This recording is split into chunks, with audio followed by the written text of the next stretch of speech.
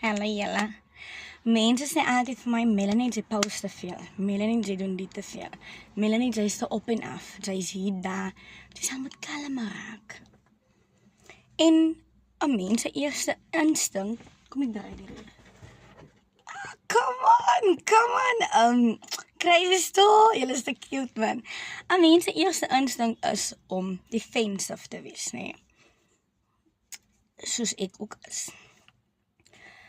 Maar ek dink, ek deel te veel. Ek gee te veel inligting vir, maar ek hou daarvan om te veel inligting te gee. Nou, dis hoekom ek nou die laaste tyd stiller gewees het. Maar ek wil nie stil bly oor ander mense dit van my verwag nie. Want hulle wonder ook, waar is jy nou as ek stil raak? So,